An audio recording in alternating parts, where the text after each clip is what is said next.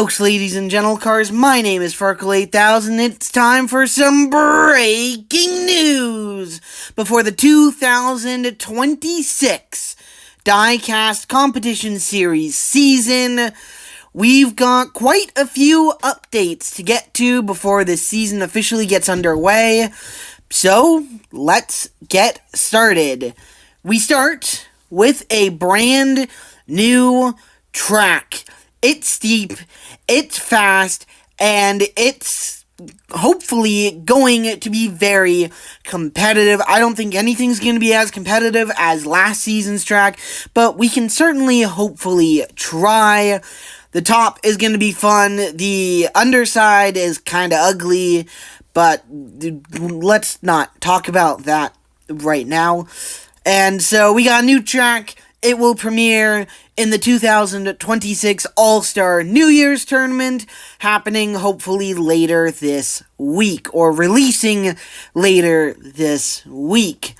And speaking on the track, well, in order to run the track, you need a schedule. And so we do have a new schedule for the 2026 season. It is different, but also the same at the same time. We have 15 competitions for the 2026 Diecast Competition Series season. The competition that is being removed is a July doubleheader. In 2025, we had a July doubleheader. We had Race and Land, and then we had a regular July race day. That kind of screwed up the schedule, because if we hadn't done that, the December competition would have actually ended up being the Christmas competition, and the Christmas competition that we released earlier this month would have been the 2026 January competition. And so we have dropped a July race day for 2026, or at least we would have, but because it is late February and the 2026 season has not even begun for 2026 only, hopefully, there will be no Race and Land. Race and Land takes place in July. It will be replaced with a July race day. But that July race day will actually still be different to all the other race days. It will take place on the regular configuration for the track, not our steep downhill track we're using for every other race day. We're doing this in the interest of time. Hopefully 2027 and beyond, we can come back to Race and Land. Race and Land, looking at the numbers, was actually a very popular competition last season. It's a very fun competition to record, but it takes a lot of time. Hopefully it returns for 2027. So that was all of the off-track, or just track in general news. Now, let's get to some competitor information. First off, of course, continuing on from last season, we have the New Yorkers tournament. 7 remain after Courtesy was eliminated. After a year of it under our belts, I think not only the competitors, but I also hope you, the fans, understand what's going on here. For those of you who didn't watch the 2025 season, I'll give you a quick rundown. The New Yorker that loses or gains, but most likely loses, the most spots will be eliminated. Last season, let's take Courtesy for an example, started the year 59th in points. Courtesy started the season 59th, did not have the speed, and dropped all the way to 210th in points. Courtesy lost 151 positions, and because Courtesy lost 151 spots and no one else lost more than 50 spots from their original starting spot, Courtesy was eliminated. So you want to start the season as low in points as possible so you can gain instead of having to kind of level out. And so it's going to be fun following that the first half of the year, because after the first half of the season, we'll probably know who's getting eliminated. But this year we have no DNF, so maybe things will be a little bit closer this season. Some more competitor news. In 2026, we will have a New Yorker retiring, but we will also have a non-New Yorker retiring. Safari, before the start of the season, announced that this will be his final time racing in the Diecast Competition Series.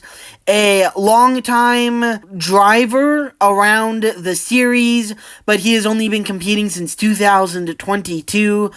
After switching location, Safari no longer where he belongs at the mother's house, and so after this season, he will be returning to where he belongs. This will be his last year, so let's hope Safari has a good season. Last year was not a very good one for Safari, and so I think that, a fast downhill track, I think Safari might do all right this year.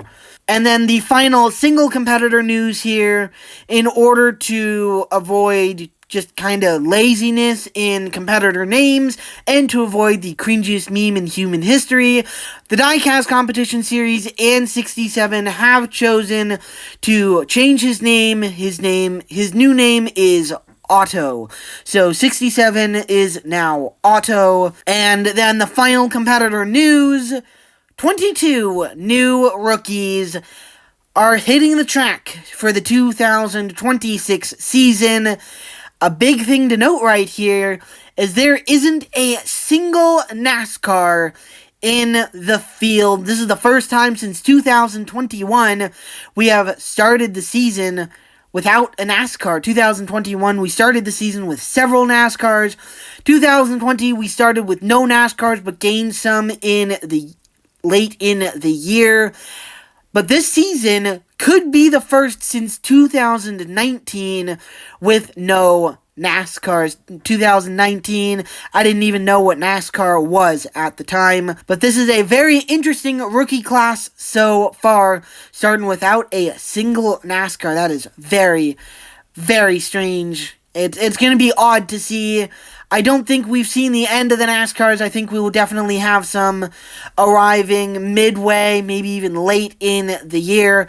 But right now, starting without a single NASCAR, this is going to be strange. And that will do it for the 2026 Diecast Competition Series breaking news. We have a new track. We have a new schedule. We've unfortunately had to drop Race and Land. Safari's retiring. 67 has a new name. That name is Otto. And we have 22 new rookies joining the series. The next video we release on this channel will be the 2026 All-Star New Year's Tournament. About 2, almost 3 months late. Hopefully, once that tournament is over, we can immediately get into the competitions and just kind of go nuts on it. And so we will see you in the All-Star New Year's Tournament, the first time we officially race in 2026. So until then, until next time, my name is Farkle8000, and we'll see you later.